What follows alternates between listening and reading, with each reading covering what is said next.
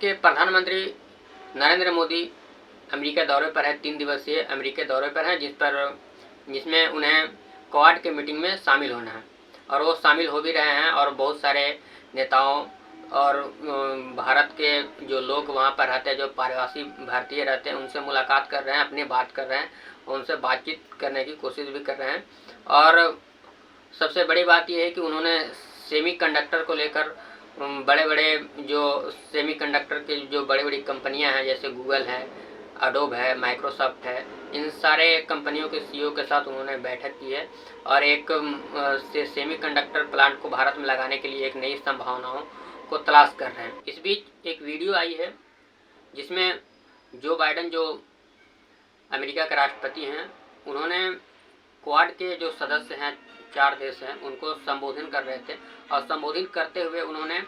जैसे ही संबोधन स्टार्ट किया, उसके बाद उन्होंने अपने देश के प्रधानमंत्री नरेंद्र मोदी का नाम उन्होंने भूल गया। जबकि ये सारी चीज़ें स्क्रिप्टेड होती हैं, सारे देशों के नाम स्क्रिप्टेड होते हैं, सारे देशों के जो प्रतिनिधित्व हैं, जो प्रतिनिधि हैं, जो प्रधानमंत्री हैं, उनके नाम स्क्रिप्टेड होते हैं और नाम सामने लिखा हुआ होता है। लेकिन जब जो बाइडेन ऐसा करते हैं तो एक संदेश जाता है और एक भारतीय होने के नाते एक बुरा भी लगता है कि भारत के प्रतिनिधित्व कर रहे भारत के प्रधानमंत्री नरेंद्र मोदी का नाम इस तरह से भूल गए जो बाइडेन। और इस तरह से एक जो मीडिया में, भारतीय मीडिया में एक खबरें चलती रहती हैं कि भारत विश्व गुरु है और भारत के विश्व गुरु के नेतृत्व नरेंद्र मोदी कर रहे हैं, नरेंद्र मोदी दुनिया के विश्व गुरु हैं। तो विश्व गुरु की भी चर्चा होती है और एक तरह से चर्चा ये भी होती है कि चाहे वो डोनाल्ड ट्रंप हो, चाहे वो जो बाइडेन हो, इस तरह के जो बीजेपी का आईटी सेल है, उन्होंने एक ये भी क्रिएट किया हुआ है कि जो बाइडेन और ट्रंप नरेंद्र मोदी के दोस्त हैं। तो एक दोस्त दूसरे दोस्त को अपना नाम तक के याद नहीं है, एक अपना नाम तक के भूल जा रहा है, ये कैसे पॉसिबल हो सकता है। लेकिन ये घटना होने के बाद ये वीडियो वायरल है, आप भी इसे देख सकते हैं। So I want to thank you all for being here. And now, who am I introducing next? Who's next?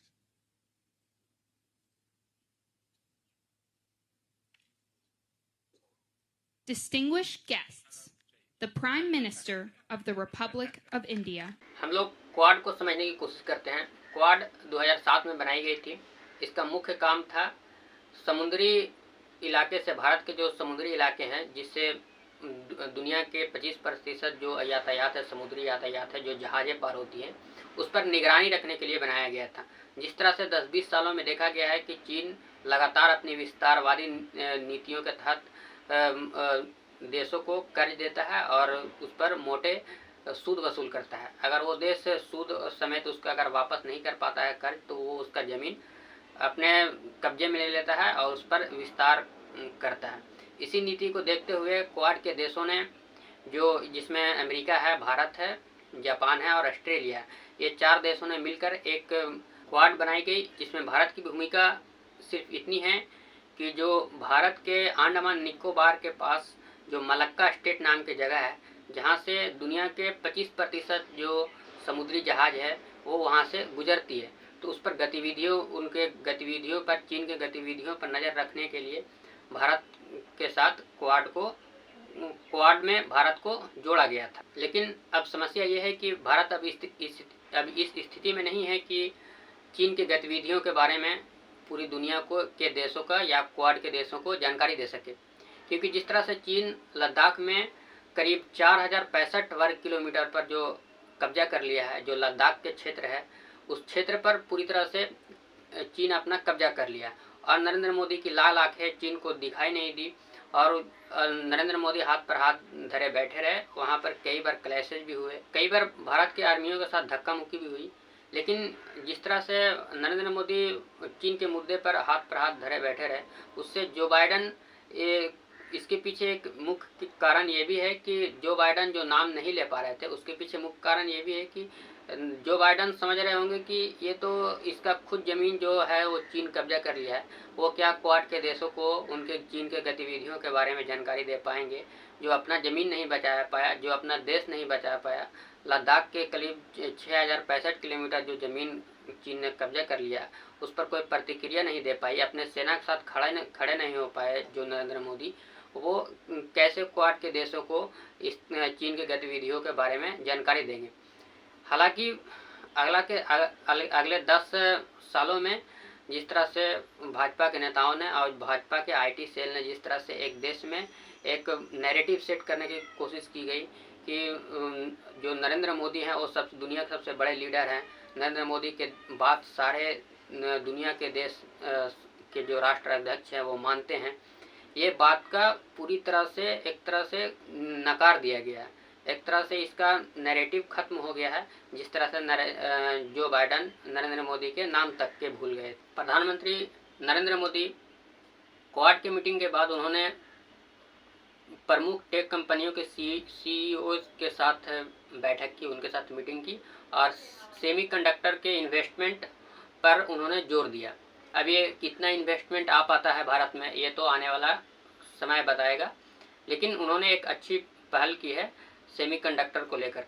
ये सेमीकंडक्टर होता क्या है, इसको थोड़ा जान लेते हैं हम लोग। सेमीकंडक्टर एक धातु है, जो ऐसा धातु होता है जो थोड़ा विद्युत गुजरने के बाद, इलेक्ट्रिसिटी गुजरने के बाद वो हीट नहीं हो पाता है। अमूमन देखा जाता है कि जितने भी धातु हैं उनके अंदर से अगर इलेक्ट्रिसिटी गुजरती है तो वो हीट हो जाती है, लेकिन सेमीकंडक्टर एक ऐसा